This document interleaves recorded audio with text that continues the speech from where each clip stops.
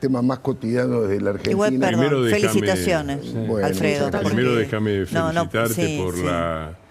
por el documental. Sí, ya me habían hablado efectivamente de lo fuerte y de lo importante de mostrar gracias. este horror que ha pasado relativamente desapercibido. Sí, Digo, claro. digo, para ligarlo con lo anterior, no quisiera ligarlo con lo anterior, pero este país fue un país que se paralizó por un chico que decían que estaba desaparecido y después se había ahogado, pero parecía paralizado.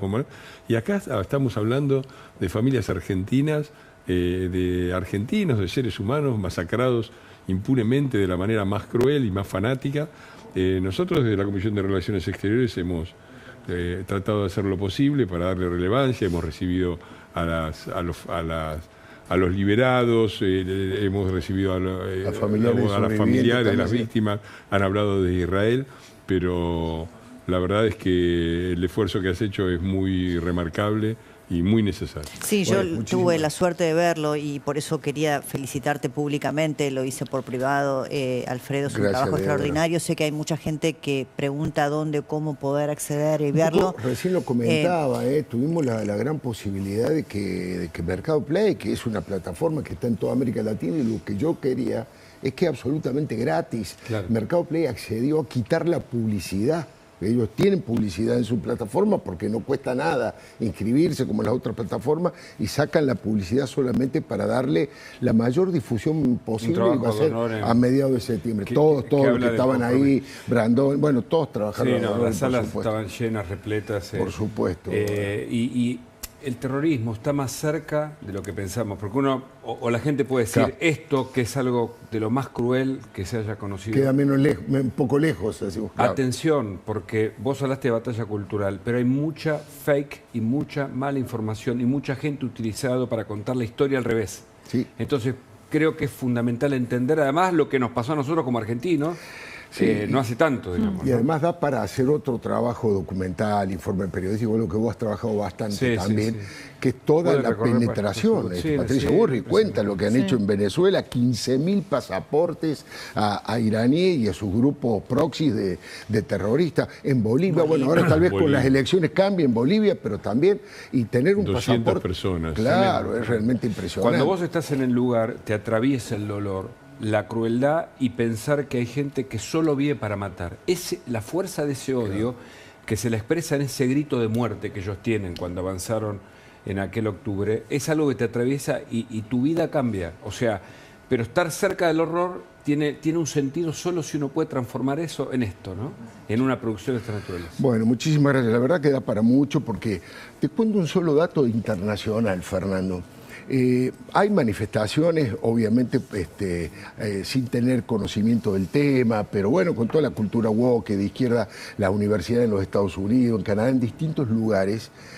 Y los lugares donde no hay ninguna manifestación a favor de Hamas son en los países árabes. Acaban de firmar 22 países árabes un comunicado, 22 países. Los medios lo sacan chiquititos así, pero a mí me parece una información gigantesca. No hay ningún reclamo en los países árabes. Y sacaron un comunicado pidiendo que jamás entregue las armas, que deje en libertad de una vez por todas a los 50 rehenes y que deje el gobierno para que se haga cargo otros sectores del movimiento árabe, ¿no? Es que cuando vas al dato que mata al relato, la mayor cantidad de las víctimas del terrorismo islámico son árabes, son musulmanes, porque está la interna entre los chiitas y los sunitas. ¿Y los exiliados de Irán? Bueno, se habla ya que estamos en tiempos de guerra, la mayor, desde el punto de vista de la destrucción de vidas humanas, la mayor que ha existido en los países árabes reciente ha sido la guerra entre Irak e Irán, ¿no? Sunitas contra chiitas, que causó alrededor de 1 millón de muertos. Ahora, de todo eso no se habla y, por supuesto, todo es una buena excusa para acusar al sionismo, al imperialismo y a todo lo demás. Además, muchos de los que desde el progresismo militan, digamos, las banderas del Hamas, habría que decirles que ni mujeres, ni homosexuales, ni ningún tipo de libertad individual es posible en ese contexto, ¿no?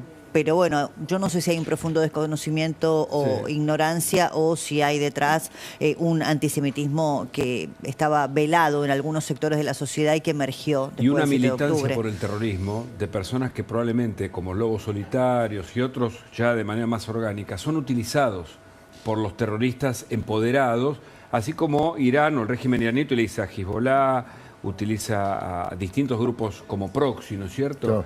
Yo creo que lo que los unifica es el odio, la modernidad como fenómeno histórico. Tiene dos grandes sistemas que han organizado la vida, exitosamente la vida.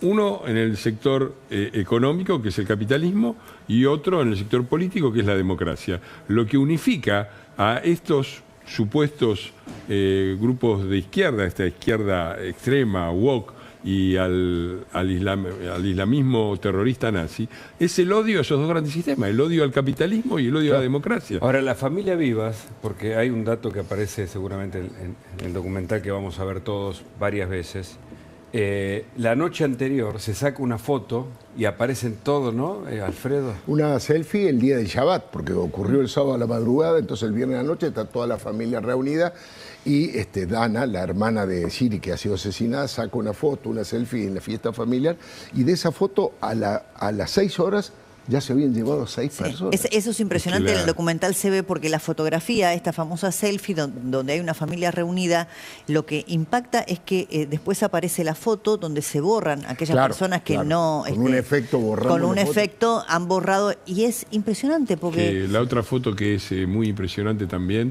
es esa foto donde la mamá está con los dos hijos Claro. rodeados de No, los terroristas y La cara se ve del en la horror, cara ¿no? de desesperación que entiende perfectamente que no hay ninguna chance de que Y salvar a sus la hijos. perversión de matarlos con las manos y de hacer una ceremonia posterior Claro, eso ya diciendo Bueno, que en realidad... eso es algo que... No, la perversión Mirá, te supera. cuando fue el ataque a las Torres Gemelas, yo publiqué un libro que se publicó en Barcelona, Twin Towers, el colapso de los Estados Nacionales, donde hago una primera comparación entre el islamismo terrorista nazi el islamismo terrorista y el nazismo. Y digo algo, y analizo una fotografía de un chico islámico, musulmán, hijo de musulmanes, muy jovencito, cargado con una ametralladora y cargado de bombas. Y digo en ese momento que eso ni siquiera los nazis lo habían hecho, digo, porque... Y acá hay algo muy, muy específico. Hay otra escena que es tremenda. Bueno, el audio del que se jacta de maté a 10, Claro. mamá, Que llama papá, al papá, estén orgullosos sí. de mí, maté a 10 con mis manos. Y hay otro que acaba de asesinar a uno, sale con las manos ensangrentadas a la ventana y las muestra a la multitud que aplaude. Eso no se ha visto ni siquiera en el nazismo. Los El orgullo secuestrados. de la destrucción, la adoración de la muerte. Eso es Y algo además filmado por ellos mismos. tremendamente, Filmado por ellos. tremendamente en los fuerte. túneles estaba Mein Kampf, cuando varios de los secuestrados fueron rescatados. Sí. Aparecía el libro Mi lucha de Hitler. Es decir, la ideología es la misma. Me acuerdo, estábamos en Jerusalén y pasó un padre con una hija en brazos y la hija llevaba un arma. No lo podíamos creer. Entonces, esta idea, digamos, de incentivar la violencia, el odio y matar al otro solo por religión o por ideología o por lo que se te ocurra, es algo que realmente conmueve, pero es peligroso. Y la guerra psicológica y comunicacional que también estuvo dada por la liberación de los rehenes, Claro. ¿no? En ese montaje siniestro que hacen con un escenario en donde obligan a cada uno de los liberados a mostrar fotografías, a saludar a sus Bueno, captores, a darles un beso. hay una- Bueno, el propio Erdem, ¿no? Hay una Sí, declaración de entonces, que me parece que es de Bin Laden o de algún jefe terrorista de Al-Qaeda, que dice algo muy vigente y amenazante. Dice, nosotros los vamos a vencer porque ustedes aman la vida y nosotros amamos la muerte. Y ese ha sido el mecanismo. Bueno, el ataque a las Torres Gemelas fue un ataque suicida y los suicidas... Luego han son creado- premiados en el paraíso donde Exactamente, lo reciben han creado 60 esa mujeres convicción, vírgenes y nadan. Pero bueno, la no muerte era, es suave. no era la intención del programa. La No, intención- bueno, pero fue esta vez muy fuerte. Sí, les agradezco la intención. Básicamente era conversar un poco de lo que está pasando en la Argentina. Ahora enseguidita va a venir Diego Valenzuela también. Para cambiar el tema, Fernando, yo te pregunto, del bloque de 35, si no me equivoco, diputados que tiene y que conduce, por lo menos por ahora, Cristian Ritondo, hay alrededor de 10 personas que no están de acuerdo, decime si es correcto, que no están de acuerdo con la alianza del PRO y la Libertad Avanza. ¿Vos estás en el resto, en los que sí están de acuerdo? ¿Apoyás ese acuerdo? Por supuesto, siempre. Yo creo que fue un gravísimo error ir separados a la elección anterior, que eso se pagó muy caro y el PRO sobre todo lo pagó muy, muy caro, y que ahora estamos pagando esas consecuencias. Ahora, esa tensión es natural. El fenómeno Milei ha dividido, no al PRO, ha dividido a todos los bloques en sectores de los que están más cerca, los que están en el medio y los que están más lejos. Eso le pasa al radicalismo, le pasa a todos. Y eso ha impactado, yo creo, muy fuerte en el PRO, donde había habido siempre en el bloque, a pesar de nuestros acuerdos, o nuestros acuerdos son más fuertes, pero siempre hemos tenido esa diferencia que se ejemplificaba entre los halcones y las palomas. Los halcones, a los que yo pertenecía, y pertenezco de alguna manera, son los que queríamos cambios más audaces, más veloces, más dar la batalla cultural, tener una diferente política con respecto a las organizaciones sociales, recuperar el control de las calles aún a riesgo, aún corriendo los riesgos y había quienes tenían otra posición. Eso subsiste hoy. Todos los que éramos halcones somos los que estamos más cerca de este gobierno, porque entendemos que podemos tener diferencias, pero creemos que las diferencias son menores que los acuerdos, y nos parece bien, una cosa decisiva de este gobierno es la convicción y la velocidad con la que está llevando adelante los cambios, que se ha demostrado, y eso no es un análisis que hago yo, es un análisis que ha hecho el propio Mauricio. Cuando se le preguntaba a Mauricio si se volvía a presentar, ¿qué iba a hacer? Mauricio decía, lo mismo, pero más profundo y más rápido. Yo creo que Milei es lo que está haciendo eso y lo que nos lleva a algunos a estar más cercanos y otros a ser más críticos. ¿Esa división es positiva o puede tener consecuencias de otro tipo? Mirá, el presente te permite releer el pasado. Cuando vos relees la experiencia de Cambiemos, yo en la experiencia de Cambiemos siempre estuve a favor, digamos, siempre fui halcón. Quería más cambios, pero daba esa discusión de manera interna y afuera defendía a muerte al gobierno. Pero entendía perfectamente a los que tenían temores. Mauricio llega al poder después de 5 presidentes, todos de origen radical, que habían sido derrocados, que no habían terminado el mandato. Claro. Fue el primero en terminar el mandato, fue algo que yo destaqué en mi libro del 2015, es El peronismo estúpido, que era desde 1928, desde Alvear, no había ningún presidente civil no peronista que terminara el mandato. Entonces, los temores a ir muy adelante, la idea de, bueno, pero banquemos un poco, démosle algo a Grabois para que no se insubordine al conurbano, ojo con reprimir porque puede haber un muerto, todo eso, yo no estaba de acuerdo, me parecía que había que correr el riesgo, pero no sabía, y la verdad es que no sabemos qué habría pasado. Ahora, yo creo que el gobierno de Cambiemos ha tenido un gran mérito.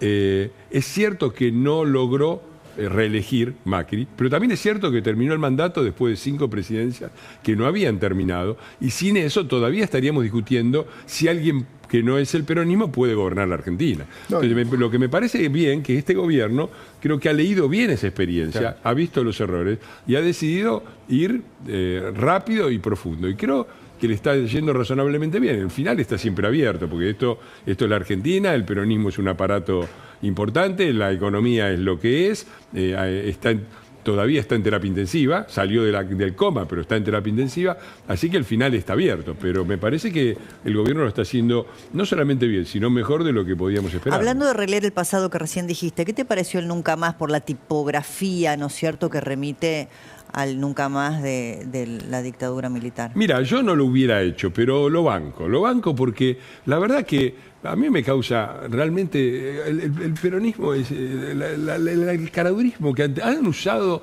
el tema de las desapariciones, el tema de las violaciones a los derechos humanos, que fue una reivindicación, el repudio de la dictadura, que fueron comunes a todos los argentinos. Fueron ellos los que transformaron en una bandera partidaria, fueron ellos los que cantaban Macri basura o Milei basura, vos sos la dictadura. Entonces, la verdad que han perdido todo derecho a quejarse sobre eso. Y la verdad que la idea de Nunca Más es una idea que de alguna manera pertenece a todos los argentinos. Entonces, yo no lo hubiera hecho para no provocar. Sí, para no emparentar, así como estuvo mal emparentar a Macri con la dictadura. Por supuesto, no banalizar y no emparentar al kirchnerismo con la dictadura. Está bien, pero lo banco porque también es una frase que nos pertenece a todos y todos tenemos derecho a utilizar. Fernando, la última pregunta. ¿Vos considerás que Mauricio Macri sigue siendo tu jefe político o ya crees que Javier Milei es tu jefe político? Yo nunca tuve jefe político, ni Carrió fue mi jefa política, ni Macri fue mi jefe político, ni Milei es mi jefe político. Yo he sido, creo haber estado en los lugares correctos.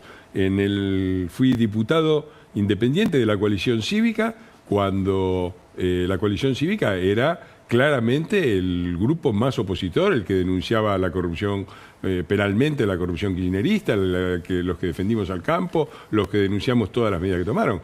Fui convocado por Mauricio Macri a formar parte del bloque del PRO, textual de Mauricio, porque me dijo, yo quiero que vos formes parte del bloque de diputados porque sos el que mejor defiende a mi gobierno. Esto me lo dijo después de 2 años que ya estaba en el gobierno. Y así fue. Y ahora también. Yo creo que el gran problema, ya lo he dicho, que el gran problema de la política argentina y del país es el peronismo, y voy a defender todos los intentos que se hagan por salir del peronismo. He defendido, me enorgullezco de esto, probablemente soy el único diputado que cada vez que salen a reivindicar el argentinazo del 2001, salgo yo a defender a De la Rúa y a decir que más allá de cómo haya sido ese gobierno, eso fue un golpe de Estado. He defendido a Macri y por supuesto que voy a defender a este gobierno porque lo considero un intento válido de salir de este pantano en el que nos han dejado y merece mi apoyo, como ha merecido el apoyo de todo mi bloque, porque yo al fin y al cabo he votado lo mismo que ha votado todo el bloque del PRO durante estos 2 años. Diputado Fernando Iglesias, muchísimas gracias por haber venido. Al contrario, gracias por la invitación. Muy amable. Enseguidita va a estar con nosotros Diego Valenzuela, pero le quiero pedir a Hugo Machiavelli que nos cuente un poquitito lo último que se sabe respecto de Cristina, de este intento de Cristina de no pagar lo que tiene que pagar. Quiere volver, pero no quiere devolver. Hugo. Exactamente. Hizo 2 planteos, se le vencía el plazo mañana temprano en la justicia. ¿Cuál es el eje del planteo? Bueno, tiene 2 orígenes. Ella dice que todo lo obtenido, las 20 y tantas propiedades que le pasó a sus hijos, no vienen de la corrupción. Después que fueron mal tasadas y que por lo tanto todo tiene que ir a foja cero.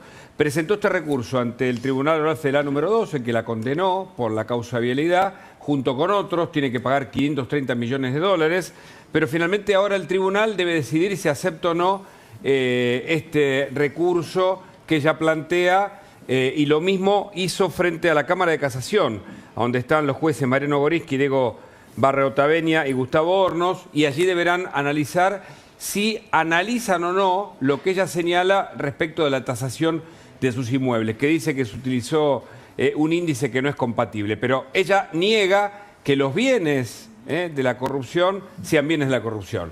Entonces, en esa negación tiene recursos legales, planteos técnicos que finalmente van a llegar a la Corte. Mientras tanto, además señala que se salteó la justicia civil y comercial para la evaluación de los bienes y por lo tanto es incompatible el tribunal, en este caso que interviene, que es el Tribunal Oral Federal número 2, con Gorini, Jiménez Uriburu y Andrés Basso, para pedirle a ella que ponga el dinero. Pero bueno, ella dice que todo lo que obtuvo, 30 propiedades, acciones, sociedades, etcétera, nada de eso es... Abogada exitosa. Claro, Hugo, por favor. Eso es lo que ha señalado como argumento ahora mismo, ¿no? Diego, muy buenas noches, gracias por venir. Buenas noches. La primera pregunta es, ¿viste vos lo que hizo Diego Velar respecto de Mauricio Macri? Quiero saber tu opinión, porque ya no estás obviamente en el PRO, estás en la Libertad Avanza, pero me gustaría una opinión tuya como periodista, como economista y como dirigente político y funcionario. Vamos a poner, para que los que no lo hayan visto lo vean, ¿no? Y lo escuchen sobre todo.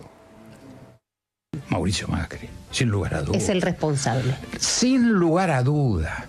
Para ser claro, lo voy a decir como acá estamos entre nosotros. Un reverendo hijo de... No sé si es elíptico, a ver, dale. No es muy diplomático, pero efectivamente, 20 años de haber conformado primero un partido municipal, porque eso así nace PRO, pasa y da el salto a transformarse en un fenómeno nacional. Y después lidera, porque lo hizo el mismo hijo de liderar una asociación que era curiosísima, porque es como la definición de... Bueno, queda bastante claro, no utilice ningún eufemismo, ¿no? Insisto, vos ya no pertenecés al PRO, pero querés saber tu mirada como dirigente político. Bueno, pero sí vengo de ahí y aprendí muchas cosas con Mauricio. Hoy me siento muy contento, con energía de apoyar al presidente Milei, porque creo que es lo que votaron los argentinos. Como tuvimos a Macri en el 15, tenemos hoy a Milei como representante del cambio profundo. Estas palabras no me representan, me parece inmerecido e injusto esto que dice Guelar de Mauricio Macri, quien obviamente tomó decisiones, por ejemplo, ir en la ciudad separados, la gente votó, ganó la Libertad Avanza. Yo creo que está poniendo una mirada de sensatez, acompañando, por ejemplo, lo que decidió el PRO de la provincia de Buenos Aires, que es trabajar en alianza en frente con la Libertad Avanza en provincia para tener más músculo para ganarle al kirchnerismo. Así que me parece que lo que está haciendo Mauricio es lo que promovimos en su momento con Patricia Bullrich, que es, a pesar de las diversidades que puedan existir, unir fuerzas. Así que este epíteto me parece que no se corresponde y no es la manera. ¿Cómo ves la elección? ¿Está complicada? A ver, hay un escenario de polarización. ¿Crees que tiene chances de ganar la Libertad Avanza por sobre el peronismo kirchnerismo? Claro que tiene. Es una elección difícil porque es nueva, porque es desdoblada, porque son 8 elecciones en una. Porque la controla la propia justicia provincial y la policía bonaerense. Es así. La gente todavía no entiende qué se vota, qué diferencia tiene con octubre, en qué sección electoral estoy. Hay intendentes que armaron un partido propio en la segunda o otro partido en la cuarta. Entonces, la verdad que todavía es difícil de analizar. Yo creo que tenemos muy buenas perspectivas, que además se va a nacionalizar y que se va a debatir el rumbo económico, el rumbo político, la baja de la inflación, la mirada de la seguridad, porque no hay grises en este momento. ¿Altos impuestos o bajos impuestos? ¿Justificar al delincuente o proteger a las víctimas? De esto se va a hablar también. Así que al final creo que con estos 20 y pico días que quedan, el jueves vamos a estar en La Plata con el presidente presentando a los 8 candidatos. Se va a comprender todo lo que se juega, que es la antesala de octubre, que va a haber más Consejo Deliberante, más legislatura y más Congreso Nacional para bancar los cambios de la libertad. Ahora, recién Fernando Iglesias dijo algo que me parece conceptualmente interesante. Dijo que el fenómeno Milei dividió a propios, o sea, aliados, y a los adversarios también. ¿Eso es bueno, o digo, para sintetizarlo, o tiene efectos negativos? Mirá, yo creo que lo que unió es a personas que quieren el cambio. Por eso Patricia Bullrich enchufó los votos de Juntos por el Cambio, mucha gente del PRO trabajando en el gobierno. Y hoy, mira, después de todo lo que nos dijeron, hoy estamos trabajando juntos en la provincia de Buenos Aires. Y Cristian Ritondo se pone el buzo violeta porque hizo un acuerdo electoral y el PRO es parte del frente. Y además, los legisladores que él conduce, en su mayoría han apoyado las políticas del gobierno porque están de acuerdo. O sea, dividió aguas para generar nuevos aliados. Decís vos. Puede haber dividido un sector minoritario del PRO, por ejemplo, que no se siente representado. Bueno, pero creo que la gran mayoría de los intendentes, de los legisladores importantes están acá. Diego, recién hablaste de que se suben impuestos, se bajan impuestos. ¿Qué pasó en 3 de febrero? ¿Han generado un hecho político, administrativo, que no se pueden subir más impuestos? Sí, sí. O sea, ¿vos te autolimitaste? Sí, porque me parece que hay que llevar esta discusión contra los degenerados fiscales al plano del mediano plazo. Yo puse un RIGI municipal por 15 años y muchos me dicen, vos no vas a estar. Y claro, va a haber otra persona, pero claro, la empresa que viene e invierte, no puede ser que en 2, 3 años le sacudan los impuestos y le tripliquen los impuestos, porque invirtió con las reglas del juego de ese momento. Entonces, por eso le ponemos 15 años por ordenanza. Y esto además es un derecho adquirido. Si mañana te lo cambian, podés ir a la justicia con la adhesión al régimen, ¿se entiende? Sí, se puede judicializar. Y sí, porque si viene un intendente y dice triplico las tasas, esa inversión pierde sentido. Entonces esa persona se va a defender diciendo yo adherí a un régimen, firmé un convenio. Claro. Y lo mismo con la estabilidad tributaria. Yo lo que digo acá es más provocador. Por 30 años, Alfredo. Obviamente que yo, no sé, estaré con mis nietos en 30 años, no lo sé. Lo que sí quiero decir es que los impuestos no pueden volver a subir en 3 de febrero, solo pueden bajar. Y si un intendente quiere modificar esto para castigar al sector privado, tiene que voltear la ordenanza y pagar el costo político de voltearla. La idea es empezar a extender, de ampliar los plazos de estas políticas que generan más inversión y más trabajo por fuera de un mandato. ¿Qué tiene el kirchnerismo que todavía tiene posibilidades de ganar la provincia y de ganar la tercera sección electoral? Con todo lo que ya sabemos que ha hecho el kirchnerismo, con la corrupción, con el autoritarismo, con estar del lado de la dictadura, no sé qué más se puede contar de lo que hizo el kirchnerismo. Y sin embargo tiene, no sé, un 25, un 30, dicen algunos, un 22, no lo sé, de intención de voto. Es una minoría intensa, cada vez más minoría y cada vez más intensa, Sí. ¿no? Con una líder que está presa, todos peleados, y realmente un modelo fracasado, porque cuando le preguntan a Kicillof cuáles son las propuestas, cita lo de Perón de los 40. Claro, Independencia económica, soberanía política Sí, y sí. justicia social. O sea, nos lleva a los 40 Kicillof y habla de empleo. Y el empleo está planchado en la Argentina en 6 millones de trabajadores registrados privados hace 20 años. ¿Saben qué creció? El empleo público. Claro. En la gestión de Cristina y en la de Alberto. Y creció el empleo en negro, porque los empresarios y los pymes no tienen incentivos a tomar gente en blanco. ¿Y el ¿no? empleo público es genuino? No, me parece que el empleo público tiene que responder a dar ciertos bienes. Lo que no puede es aumentar. Aumentó 1 millón. Claro, depende, trabajadores. claro, cuando hablamos de empleo público a mí siempre me gusta aclarar, porque incluso ahora cuando se habla de la pérdida de poder adquisitivo de los salarios, que en el sector público es real frente a la inflación, también son las fuerzas de seguridad, también son los maestros, también son los médicos, ¿no? Porque si no parece Tiene que el ser un sector empleo público son los público ñoquis nada más. productivo para la sociedad. Claro. Lo que no puede es aumentar, como lo hizo el kirchnerismo, con militancia, con ñoquis, con gente que adhiera a la causa política. Así que, contestando la pregunta, creo que cada vez es más minoritario. Obviamente juega con la división de la oposición, Claro. en nuestro caso, como pasó la vez pasada en la provincia, que si hubieran estado juntos Píparo y Grindetti, la Libertad Avanza y el PRO ganábamos. Así que esa es la enseñanza para el futuro, por eso es tan importante y justos en esto. Respecto de lo que es inflar los empleo Claro, a eso me público, refería. llenarlo de militantes.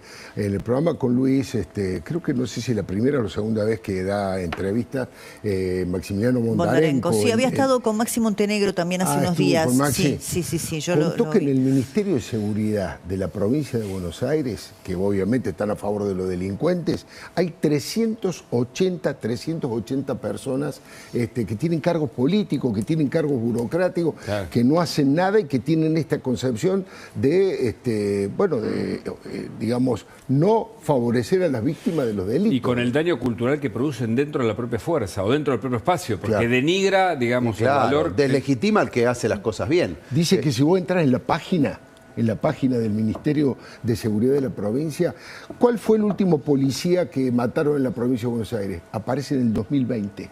Hace 5 años, 5 años que estos son incapaces, ideologistas, pero que no registran la muerte de un policía, ni hablemos de rendirle honor a alguien que se jugó la vida por defender a la sociedad. Nada, ni siquiera lo tienen registrado. Es de un nivel Es que no rinden de examen. enfermedad, de Pero vos sabés que locura. no es El solamente el gabinete de registro, Kicillof- no ha ido, mira, a mí cubriendo muchas veces cuando haces noticiero temprano, muchos hechos de inseguridad, a mí me llama la atención en cualquier país normal la muerte de un uniformado en el contexto del cumplimiento Pero del claro, deber pero por requiere supuesto. que la máxima autoridad política local, sea en este caso de la provincia de Buenos Aires, se presente ante los deudos. No ha ido una sola vez a la despedida de un policía. Jamás, jamás. Pues nosotros Al lo revés. hemos cubierto muchas veces, nunca. Los desprecia, son uniformados y los asocia a Videla y a la dictadura. La inseguridad va a ser un eje de la campaña. Eje central, laburo y seguridad. Son los dos ejes, especialmente en el conurbano. Laburo, lo que planteamos de empoderar al sector privado, darle más espacio, bajar impuestos.